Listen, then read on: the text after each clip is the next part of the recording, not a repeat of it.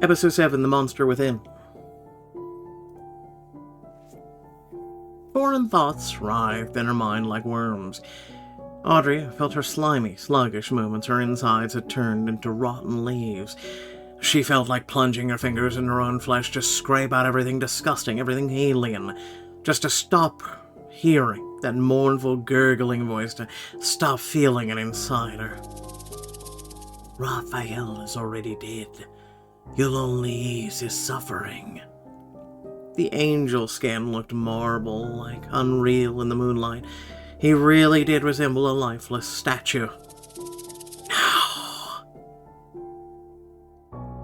Audrey jolted, and the angel's eyes flew open. For a moment, it seemed as if her soul had left her body.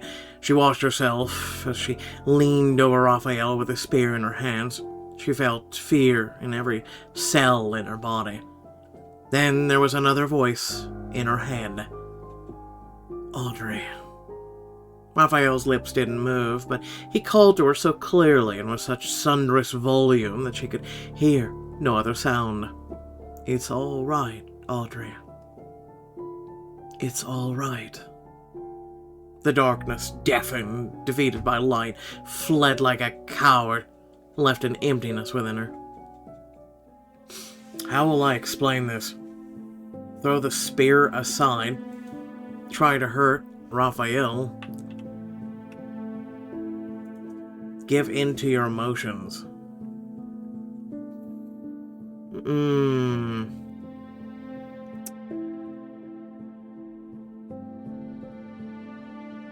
I mean, clearly I don't know why I would try and hurt him. Throw the spear aside. Her body once again obeyed her desperate pleas, and a wave of hysteria made her shudder. Audrey dropped the spear and sank to her knees in front of the angel. I'm sorry. Fearing questions she wouldn't be able to answer, she began to speak on her own, quickly, hysterically, and only breaking off her ragged breath. The beast got into my head. It controlled my body. It told me to kill you, Raphael. I couldn't resist. Sobbing, she covered her face with her hands. I didn't want to. What is happening to me? Her last sentence was filled with despair. It pulled Raphael out of his stupor. The angel himself could find no answers. I didn't realize the beast could speak to you. Before, it only entered the minds of those who let it in, those who followed it. So I let it in. She felt like howling with despair. This time Audrey remembered her nightmare. She remembered every face her father had forced her to count. I failed everyone, weak, foolish, worthless. Just like when I was a kid, when I was willing to do anything my father told me to do as long as he was content. So, just so that he would know and leave me alone for a minute. Audrey, does your father hold such power over you? I was hoping he no longer did, but the moment he showed up, the moment he hurt me, this will never end. This changed everything. Audrey saw it in the angel's bewildered eyes. What will happen to me now? Are you going to lock me up with Harry, as Furia suggested? No, of course not. We will rid you of all ghosts and monsters, Audrey. That's impossible. I believe you. I'll do whatever it takes, and I hope so.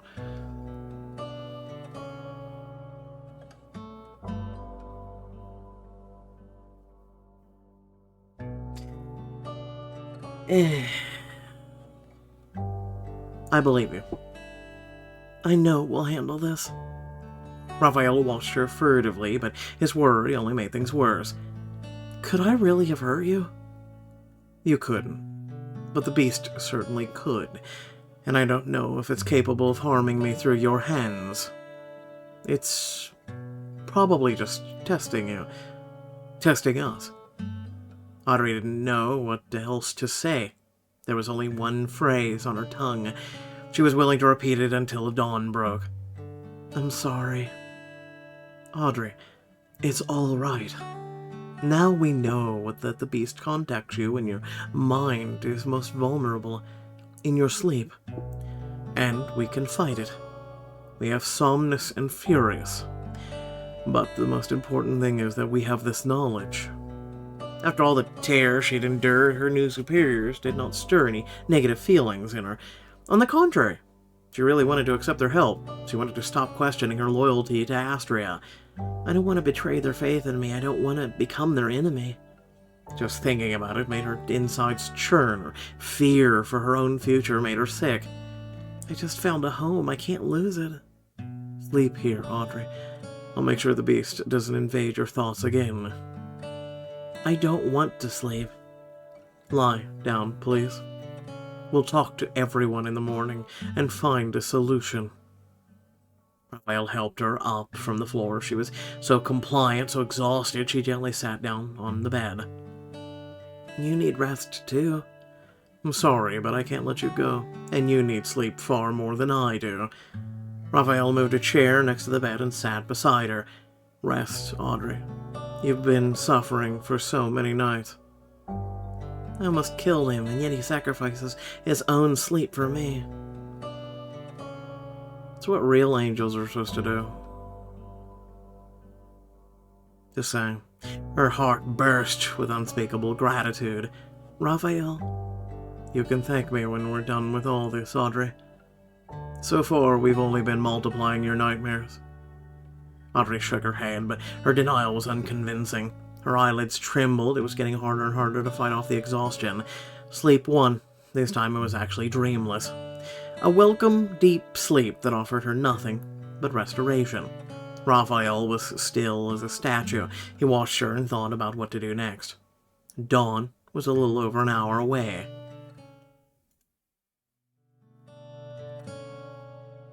When Audrey woke, Raphael was already at the table.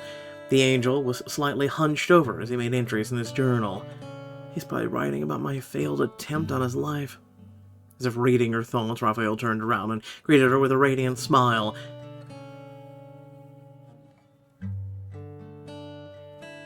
Good morning, Audrey. I took the liberty of speaking with Mikkel in advance, so come down when you're ready. We'll be waiting for you in the living room. Her throat went dry. She forced down a lump and mumbled, Mikkel doesn't mind speaking with me? The spear was no longer in the room, but even its absence was a bitter memory for her. Audrey, please. Audrey didn't want to take advantage of Raphael's kindness, so she got up obediently. I'll be right there. I just need a change. Audrey slipped into her room and headed for the shower. Dozens of possible outcomes swirled in her head. If I get kicked out of Astrea... Without looking, she put on the first outfit she found. Alright, let's see what we got. Denim skirt. Provocative. Ah, that's why. Highly alluring. Stern and expensive. Elite red. Get everything. I'm gonna get denim skirt. Continue.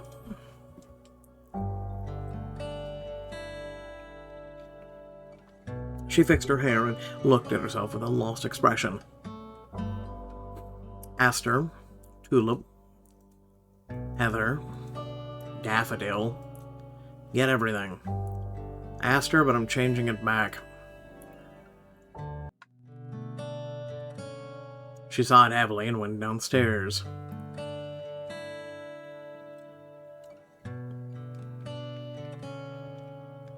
Even from the hallway, Audrey could hear a lively discussion that fell silent as soon as she touched the door handle. All the Astrians had gathered in the living room, concerned, sympathetic, near, and dear. Audrey cast an embarrassed glance around the room, trying not to linger on anyone in particular.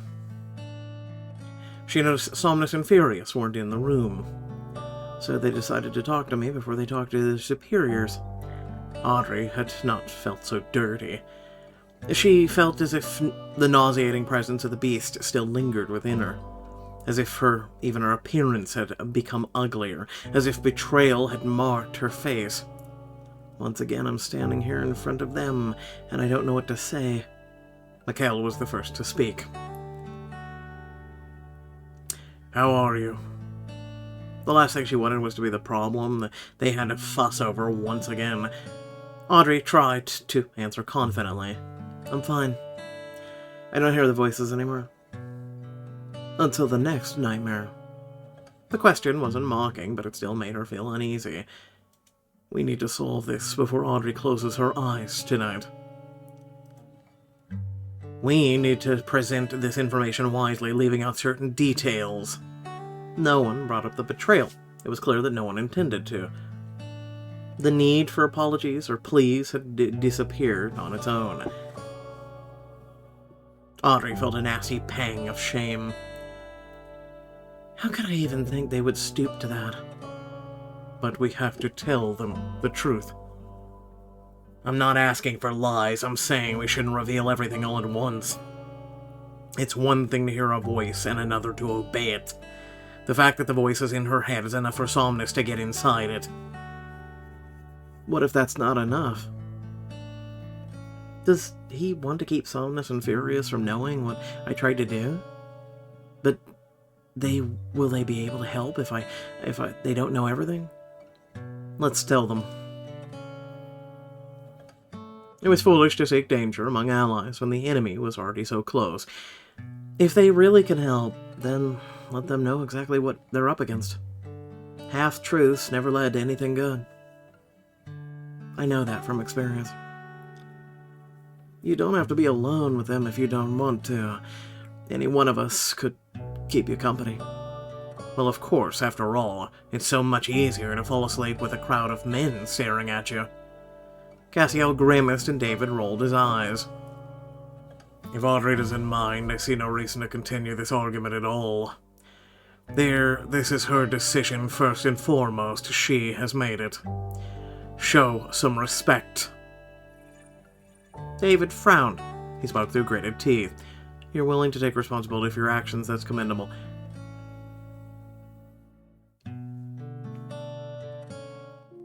I don't like this. You're giving up our advantage. Archangel closed his eyes for just a moment, and then he spoke much more coldly than usual. We're on the same side, David. What advantage are you talking about? Oh, of course we are, Michael. You'd never guess it was from his tone. It's just that we're only going to end up in the same place together in one scenario if we lose. We definitely won't be celebrating at the same table, though. Are you really going to lecture me about oppression? Stop it. For God's sake. Raphael's tired voice immediately diffused the tension in the room. Audrey, I'll speak with Somnus. He'll come to you at midnight. Try not to sleep until then. And please don't leave the house. If you get bored, read a book or watch a movie. You need to stay here until we sort this out. I'll be in my room. And Audrey, you must understand, there is a battle for your soul. The beast longs to claim it, and it was clearly secured your consent through some form of deception. But this is not the end. The Father speaks to me on its behalf. He is the one who holds power over me. The news didn't faze Mikkel in the slightest.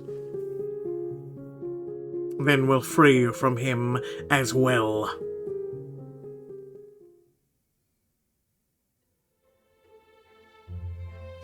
Everyone joined her for breakfast except for Mikkel. They tried to act casual. They smiled as they discussed the upcoming night's procedure, as if Somnus had entered their minds at least 100 times. What if Somnus sees something he shouldn't?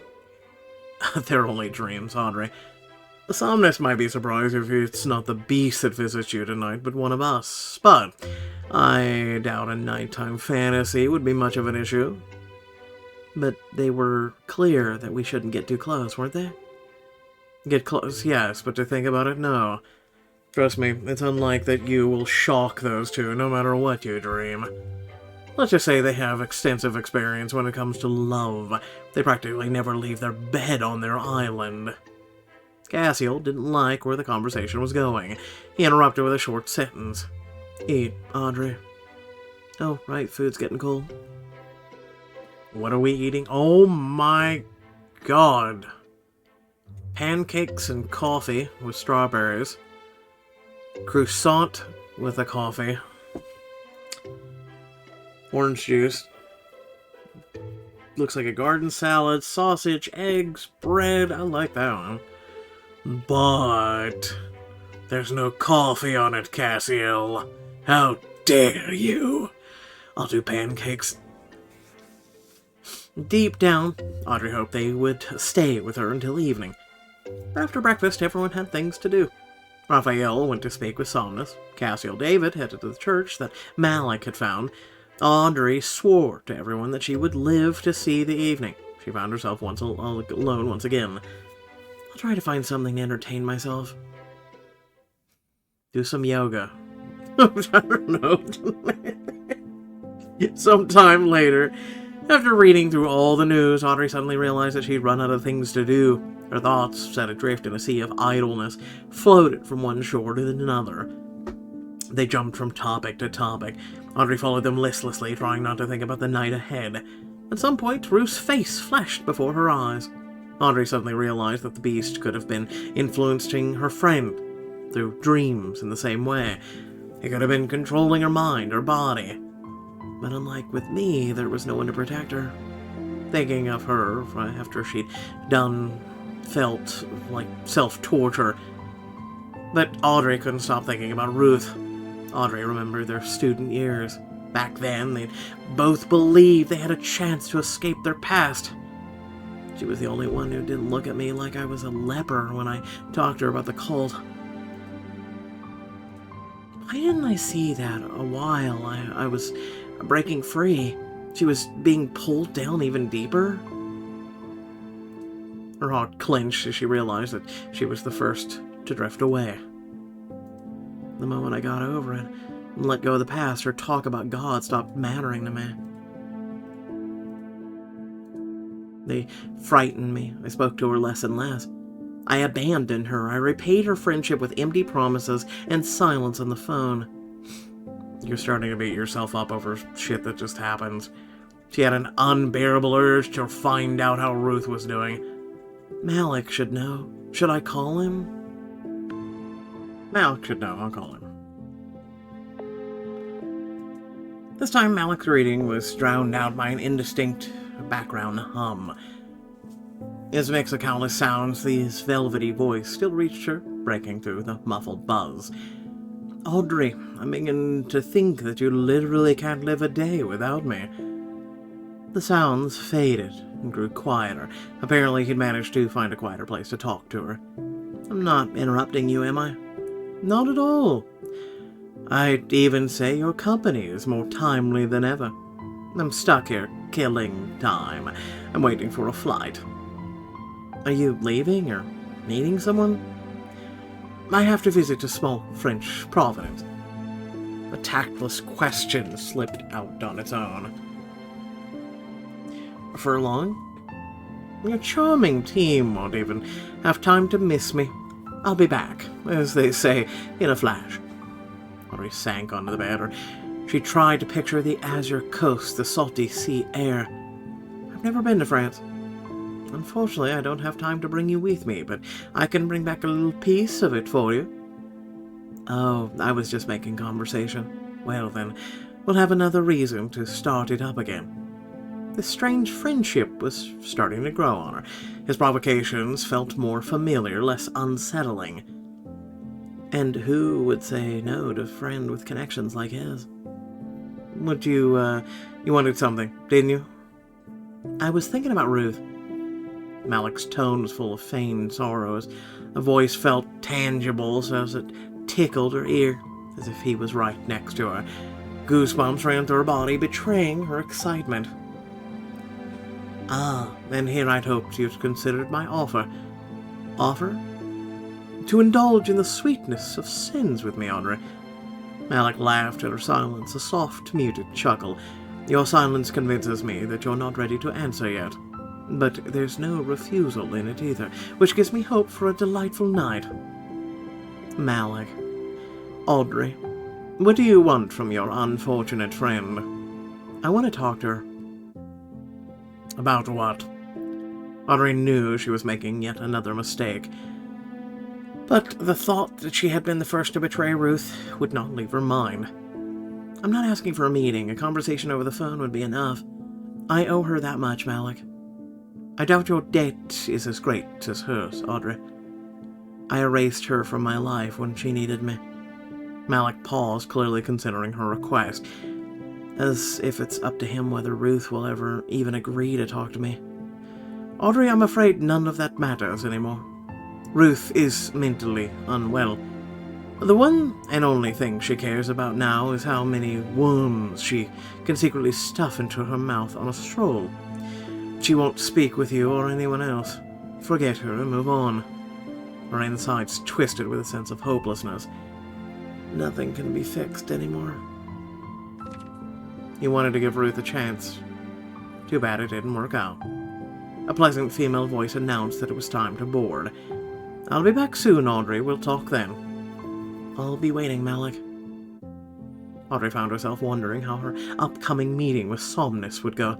She picked up a book to pass the time, but the words kept slipping from her grasp. After reading the same sentence for the 5th time, Audrey gave up. Yeah, I feel that sometimes. I'm too nervous. This is pointless. As if sensing her despair, there was a knock at the door. Somehow Audrey knew exactly who it was. Come in. David slipped into the room. He walked up to her, stopped provocatively just a few feet away. Are you supposed to be with Cassiel? I annoyed him and scurried home to his approving silence. How cunning of you. I am driven to cunning by the fiendish fate that deprives us to any chance to be alone. So, you decided to take matters in your own hands. David took a step closer. He whispered softly, enticingly.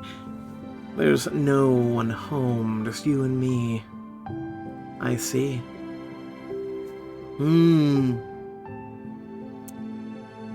Better lock the door, then. She didn't have to ask twice. The door was locked in an instant. The next thing she knew, Audrey was in his arms. She was wrapped in the warmth of his body. She thought about how cold she'd been without him. She melted into his gentle, responsive embrace. This in time, it wasn't full of passion, but of longing for her. David held her as if he hadn't seen her in an eternity, as if he had spent every second imagining this moment of reunion, and she felt the same way. He can't be this good. He's like my fantasy come to life. Audrey buried her face in his shoulder and closed her eyes. She felt his soft lips on the top of her head. I could hold you like this forever. And that's it? And do everything you'd let me do, little witch? Audrey knew that a single word could change the nature of this embrace. Or even a glance, a breath. David keenly sensed her every move. He listened intently, ready to fulfill her every desire. Is he waiting for permission?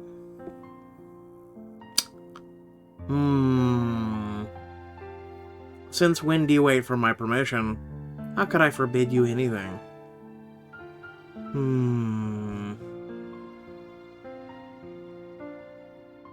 How could I forbid you anything? You know as well as I do that all our desires are mutual. They always have been. Her words sounded like a call of action. They were an invitation David had been waiting for. His lips touched her neck, leaving a hot kiss that lingered on her skin. Desire swept over her so quickly that Audrey began to lose her head. We're alone in this house. No one will stop us. Somnus won't be here for a while. The thought of her superior sobered her for a moment. David, wait, hold on. Audrey pulled away and met his passion-clouded eyes. What will happen if Somnus finds out? About my feelings for you? He already knows. David leaned towards her neck again, but Audrey drew back once more. He wasn't warning you about feelings, was he? It was about specific actions. Yes, Audrey. I suppose he meant, The wretched snake thinks he's the only one allowed to have it in this house. The revelation thrilled her. What happens if we get closer? Aside from the fact that I would be the happiest demon in the world? Audrey grabbed his hands and forced him to look into her eyes. Be honest, please. If you gave yourself to me, I'd probably be stripped of my wings. Interesting. That's interesting. And that's a small price to pay for the joy of being with you. Audrey could sense that he was holding something back. Stripped of your wings? And that's it. There was a flicker of despair in his voice, as if she could take something so precious away from him with just a question. Along with my wings, I'd lose my immortality, my memories. I would begin a life as a mortal with a clean slate. Something inside her shattered. Audrey spoke in a hollow, distant voice. And you'd forget me? Yes. The tiny word knocked the ground out from under her feet, but his next words lifted her up again. But you'd find me. You'd steal my heart again with that bewildered smile of yours, with that curious gaze of yours. And I would love you even more. Love me? Her arousal faded, replaced by a decisive tenderness. Audrey whispered, I can't take your immortality from you. David buried his face in her hair and groaned softly. I painted such a beautiful picture for us, Audrey. And you condemn me to an eternity of suffering without you? He spoke the last line into her lips, then immediately took away her chance to reply. His tongue met hers, erasing every unspoken phrase. His fingers moved slowly, deliberately, feeling for boundaries of what was allowed. They trailed, weightless, gentle, along the seams of her shirt. They caught up on the edge, revealing her skin. But the further he went, the more those boundaries expanded. Audrey arched towards him. The boundaries dissolved. David pulled away for a moment. He whispered hoarsely, A war for the world is raging around us, Audrey, and those idiots are trying to imitate me with their power. But as long as they hold that power, exactly, only as long as they do. If we win, we'll be heroes. We'll be allowed to do anything. What if we lose? If we lose, then none of this will matter anymore. His eyes ablazed with passion. They were far more convincing than words. Maybe I can burn up in this fire, not even have to think about the future. Her body craved his touch. It didn't care what was at stake. David no longer felt any resistance. David is willing to do anything for you, and there's no way we can stop now, and we don't have to.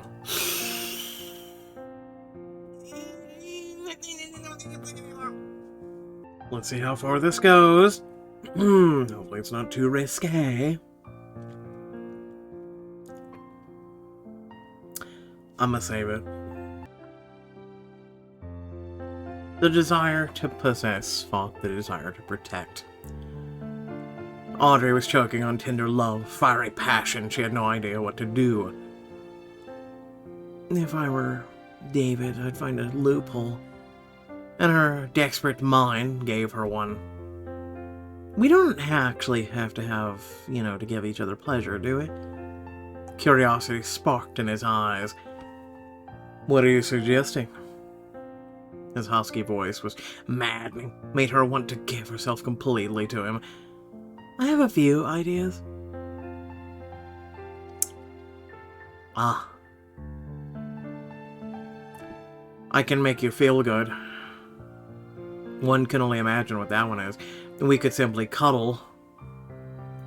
I'm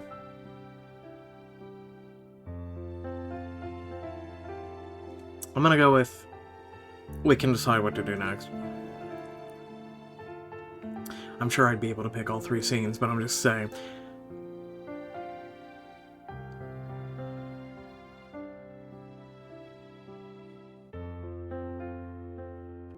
David, cutscene was added to your profile. T. Audrey took his hands and looked into his eyes. Let's imagine the beast is gone, that we're free.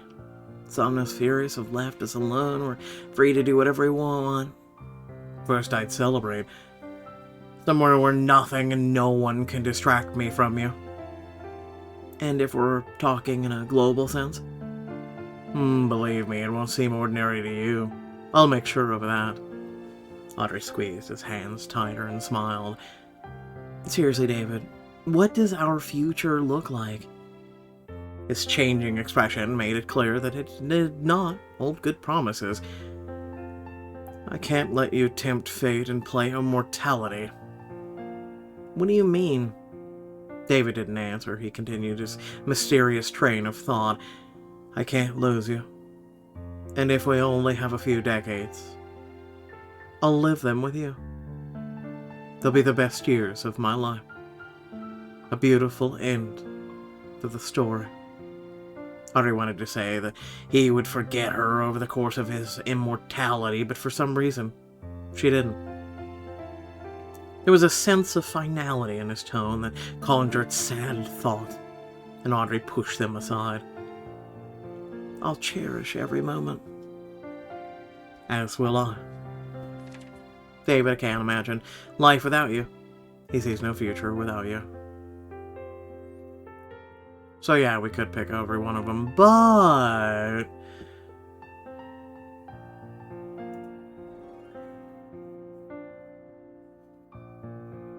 Listen, I've already spent 400 diamonds. Leave me alone. They spent the rest of the day talking. David distracted her with some stories he'd accumulated over the course of his immortal life. And when the sun dipped below the horizon, he made an unexpected suggestion. I could stay with you. Make sure Somnus doesn't scare you with everything about him. The last thing she wanted was to let David go, but keeping him there meant giving themselves away. You and a bedroom make a dangerous combination. Somnus might not see us like this. Are you afraid you'll give in? I'm afraid it'll be written all over our faces. David didn't care. Audrey took it upon herself to make that decision. I'll be fine, really. Are you sure? Yes. She had to take him by the hand to lead him out. Audrey closed the door behind him. She closed her eyes for a moment as well. Oh, you better not go to sleep. Why am I flirting with Malik when I don't even know what I want? It really hurt to remember the kiss she had given Felonia. Now it felt like betrayal. Midnight was creeping up with agonizing slowness like a lurking predator. Audrey watched the clock. She stared into the face of the monster that was time and realized that the meeting was inevitable. She wanted to either speed up the seconds or freeze them forever. But the hands on the clock paused teasingly, only to take another tiny step forward. 10 more minutes. It's what everybody in class does, you know, they look up at the clock. Audrey lay down on her bed and tried to calm herself. As the stroke of midnight, Somnus walked into the bedroom. He slipped in so quietly that Audrey didn't notice him until he was already shut the door. He moved soundlessly to the bed and paused over her without saying a word. Then he hissed softly in a lulling tone. So the beast is already inside. Somnus scrutinized her body like a doctor preparing for surgery. It was not the interesting gaze of a man. It was the look of a surgeon, eager to cut open his patient, see what lay beneath the skin and flesh. Did you let it in yourself? I didn't mean to. I don't understand how it happened. I'm not to blame.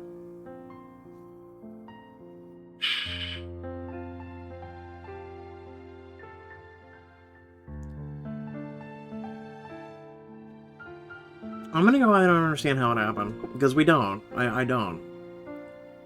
That doesn't matter, Audrey.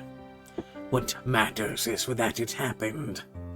Finally, Somnus shrugged. He mercifully ended his little interrogation. Well, you let it in. That's that. Now you'll have to open your heart to another monster. Her body reacted before her mind could. She tried to crawl away from him, but he followed, staying close. The bed creaked under his knees, sinking under the weight of his lean but heavy body.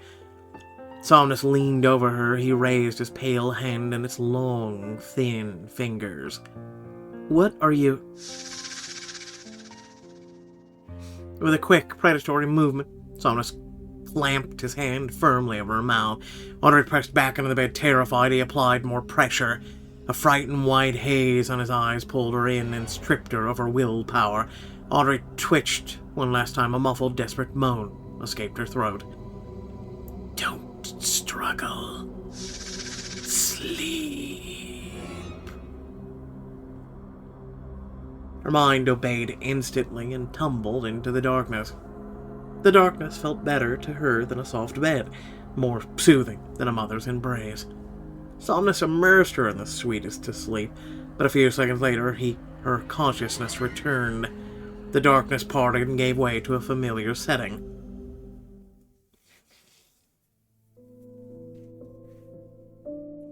Audrey took a deep breath of the warm, damp air. It was thick with the scent of earth and greenery. Light barely filtered in through the hazy glass. Along with it, her past couldn't get to her. Here, time stood still. She wrapped herself in silence and peace.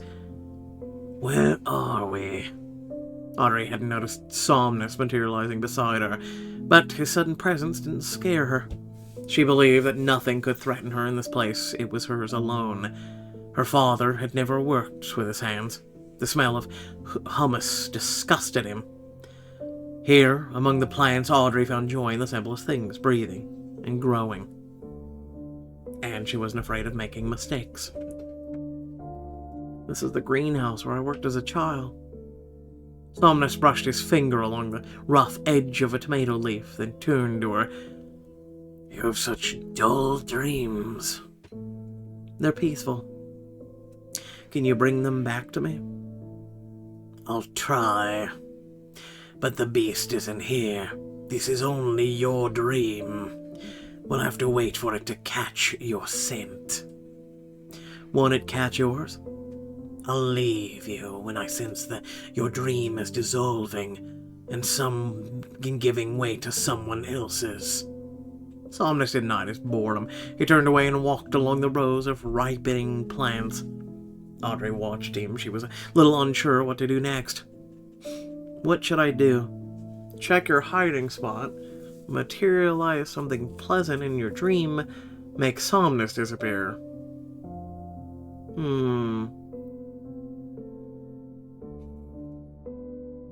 Alright, let's do something pleasant in your dream. If it's my dream, I can control it, right? Audrey reached out her hand. She imagined a bird landing on it. She heard the soft flutter of wings, felt the gripping touch of its tiny talons on her skin. She imagined every yellow feather in detail. The bird really did land on her hand. Whoa. Her delight was cut short by a gurgling sound. The bird lifted its little head upward and began to choke. It flapped its wing in a desperate attempt to free itself. What? No, no, no. Audrey tried to imagine that bird was fine, but the horror that gripped her mind took control. The poor creature writhed, embodying her nightmare. Somnus ended its suffering with a snap of its fingers. The bird chirped and flew away. If you cannot control your thoughts, do not let your consciousness run free. Otherwise your nightmares would pull you in so deep that next time you'll be the one choking. Well, okay, we learned something new. The silence was broken by the desperate fluttering of a moth that had somehow found its way into the greenhouse. Its futile attempts to escape were accompanied by muffled thuds against the glass. Audrey reached out to help, but the insect thrashed harder. Alright, fine. Audrey climbed onto the edge of a low shelf to reach the small window. She wobbled to find her balance. She pressed her hand against the slippery glass, almost losing her footing. And even in a dream, you create problems for yourself. The moth disappeared under Somnus's gaze. Audrey felt solid ground beneath her feet again. Forget your surroundings and listen closely, Audrey. When your father appears, you must follow him, convince him that you regret nothing. That you'll try to kill Raphael again. Aren't you coming with me? I want the beast to reveal itself in word or deed. Find out where it is, what it wants, why it needs you, anything. My father won't believe me. Then make him believe you. What if I want to wake up? You'll wake up when I let you. I'm not letting you out of here until you give me something. Fear tightened her throat. You promised to help. And I will. I will free you from your dreams. But first make yourself useful to me. Those worthless beings who share a shelter with will never act on their own. My father is a sadist. Her attempt to appeal to his mercy failed. It's only pain, Audrey. It will pass. Somnus was about to say more, but he cut himself off. He lifted his head and froze. Be strong, and then I will get you out of here. The moment he vanished, someone's fingernail scratched against the greenhouse window. The fresh scent of greenery was replaced by the stifling smell of incense and burnt candles. Don't hide from me, Audrey. Come out.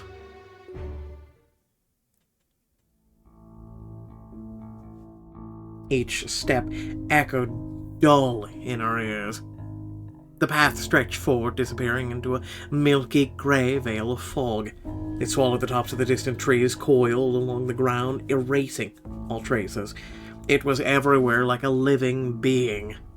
Audrey could even feel within her. It settled in her lungs, heavy, moist. It's like I'm within a monster, and the monster is within me. Her father walked slowly ahead, the fog licked gently at his feet, welcoming him like an old friend. Audrey avoided looking down and said she counted the hollow echo of her hesitant footsteps. She tried to focus on that single sound to ignore the feeling of fear. It's all right, Audrey. It's all right. His words sounded like forgiveness, but they weren't. Audrey knew there was no forgiveness. There is no forgiveness. The words were familiar to her from her childhood. They suddenly stirred a memory. Malik, he told me the same thing. But repeated the thought to herself. She tried to hold on to it. It felt very important, somehow. But the dream made all the thoughts elusive. They slipped away like snakes, slithered into the fog. You will try again, and this time it will work. What must happen for Somnus to take me? What must I do? Apologize to your father?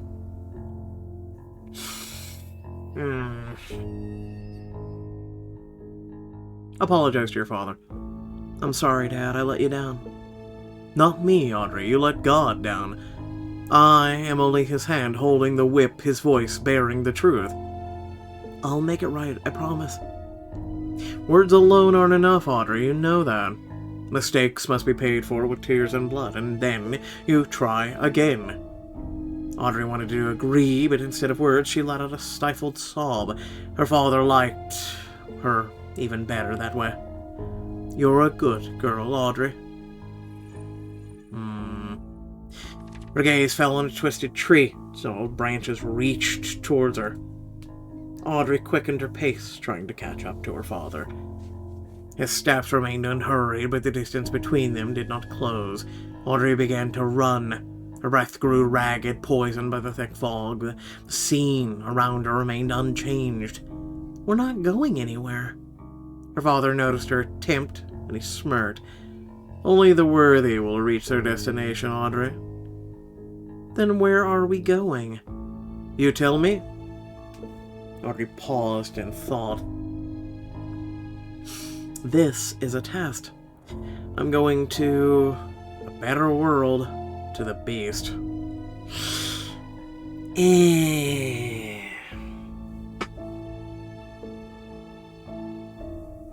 To a better world, let's try that one. And to become a part of it, I seek purification and forgiveness for my sins. Have you sinned a lot? She didn't need to lie. Her answer was genuine. Yes, I went to atone for my sins. Her father's calm was as terrifying as his rage. Why isn't he saying anything? What's he waiting for? Audrey knew exactly how long a nightmare could last, but she called out to him timidly. Father, why am I here? To give the beast your word. When the time comes, you will willingly spill your blood at the entrance to his prison.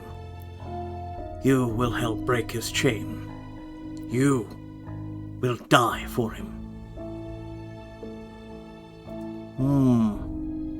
Interesting. How will I know when the time has come I can be useful to him while alive? No, because you're all that's needed to unlock his cage, so... Oh, you'll know, my dear. He finally stopped and turned to his daughter. Here we are.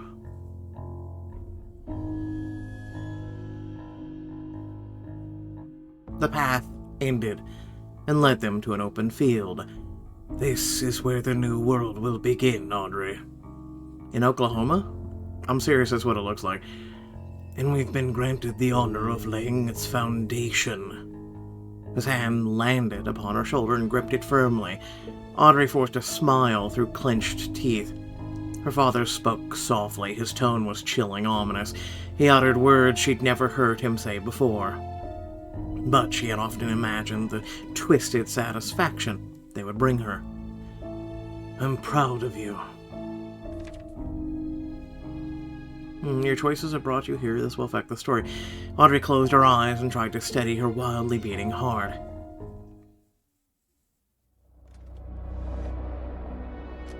When she opened them, she found herself in a small, dark room with no windows or doors. In it stood a coffin with a transparent lid. Unusual red butterflies fluttered around it. Their fluttering wings dispersed, the darkness like tiny lights. The sight was so beautiful that she stopped wondering where she was.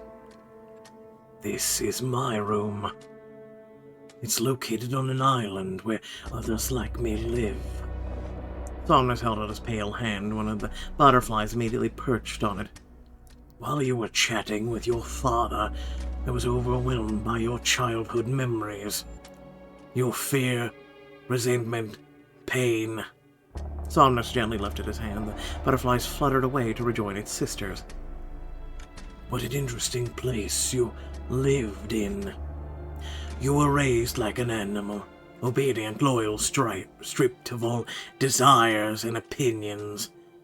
Like a dog ready to follow commands without question. Somnus spoke distantly, as if to himself. He ignored the tears welling in her eyes. His words drowned in the quiet rustling of tiny wings. Do you want me to show you something that might bring you joy? I sensed some sort of catch to his offer, but I do. Then look who I found. More butterflies? Question mark? The butterflies gathered in a cluster. It was small at first, but as more butterflies joined, the glowing red cloud grew larger and larger. And then it reached the size of a person. A painfully familiar figure emerged. Audrey! Mom? Her mother's hand reached for her child. She gently touched Audrey's cheek. Audrey couldn't believe it. She stared at the features, lost to time. It's really her. Her mother's face was always kind, with a warmth that felt almost heavenly. She never showed anger, but that was the feeling she always lacked. She never judged Father's actions, never questioned him. She followed him blindly, a dutiful wife, never looking down. She never saw where her husband's gaze was directed, and his gaze was guiding her into hell. I'm sorry, Audrey. Tears filled her eyes, and her fingers trembled. I don't have much time, my dear. There's so much I need to tell you. Please, no, sweetheart. I would never hurt you. Do you hear me? It was the perfect moment, but Audrey couldn't bring herself to ask the question that haunted her. But would you have killed me? Her mother pulled her close as if reading her thoughts. She whispered quickly and desperately, Never. I know, Mom. I know. Audrey clung to her mother, clutching at her blouse. She felt like she was back in church, and if she let go, they would take her away again. They'd separate her from her mother once and for all. It seemed that if she just held on tighter, her mother would stay. Audrey didn't believe it was possible, but she wished so desperately that their thoughts could make it happen. After some time, her mother's form began to fade. Wherever your mother is, she feels a little better in this moment. It left behind only the faint scent of fresh bread. Somnus stepped into the spot where she had stood a second ago. He tilted his head and watched with curiosity as tears streamed down Audrey's cheeks. Was she real?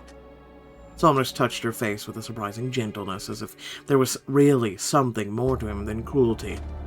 His icy fingers stung, and her tears began to freeze. But Audrey was grateful to him even for that. Somnus. He leaned so close that Audrey could feel his breath. It carried a deathly cold. It frightened her and chilled her to the core. He might be deaf. I'm just saying.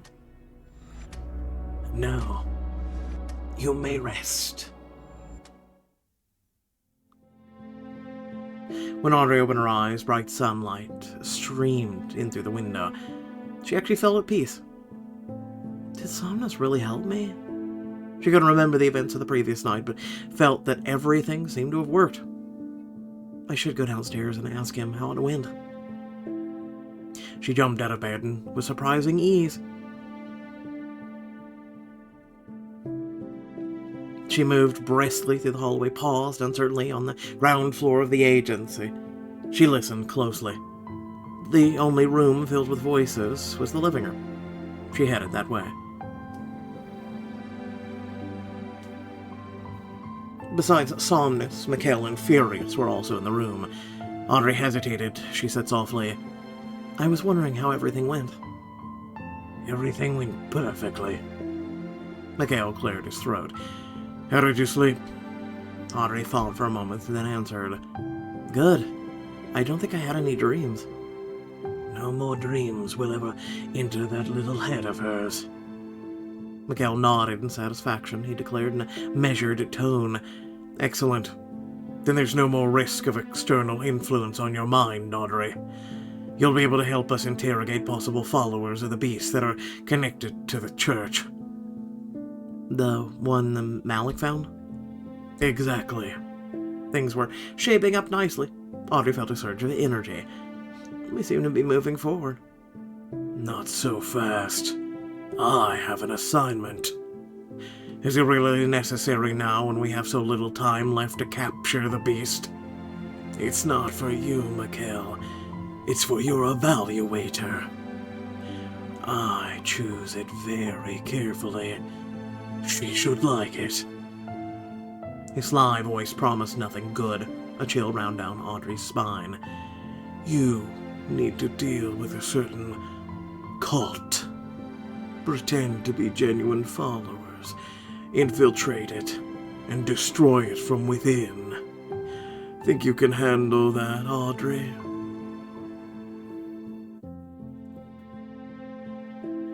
Actually, I'll give you a 4 out of 5. I'm a little confused about some things, but I digress. So without further ado, 2 to faith, 2 to skepticism, 3 to reputation, diamonds. So pretty much there is a additional episode that came out with the update, so we'll have to take a look into it. But without further ado, before I say what I gotta say, first and foremost, please remember that if you did enjoy the content, do like, share, and subscribe. Also, check out ways to support the channel. That is down below. Aside from that, first and foremost, I enjoyed the art. Don't get me wrong. Some of the things, though, left me with still more questions than answers. Right. However, Somnus left something eerie. that he said dreams would never enter my head again. You know, for a lot of people, and I've met quite a few, that say, I don't dream at all. Well, you either don't remember it, or you may, in fact, don't dream. I don't know. For me, I dream almost nightly. A lot of my dreams I do remember, or I'll remember very subtly as I wake up, like, fragments or whatnot, right? However, there are some dreams that really stick with me for days. And especially the more I think about them, the more the longer they stay around. Um, so with that being said, I like if she's a person that constantly dreams, to have her dreams taken away, it can actually have a psychological effect on you. Just saying. Um, it really depends. Like I said, if she dreams constantly and whatnot, and all of a sudden Somnus just was like, "LOL, taking your dreams, bye." Like I just, the mother thing, like would I'd be nice to know about her mother and all this other stuff, and it's like, well, she's happy in wherever she is. Okay, all right, well that's good, I guess. Um, figuring we spent the diamonds to learn that. Um, for a minute there, I'm like, oh no, does this universe have some sort of like vampire, and this is like Dracula that's really the beast or something that we're dealing with, or like, like the coffin. I don't know. Also, did Somnus see all of your dream? Right? Did he, like an eyeball in the sky, kind of like watch over you while you and your air quote dad and the beast kind of had a rendezvous? Like, did he watch? Did he know or what? Um, Again, a lot of questions, a lot of questions. So we'll see if there's anything in the next chapter, or may I say episode. But otherwise, thank you all for watching. Love your beautiful faces. I'll catch you on the next video. Peace.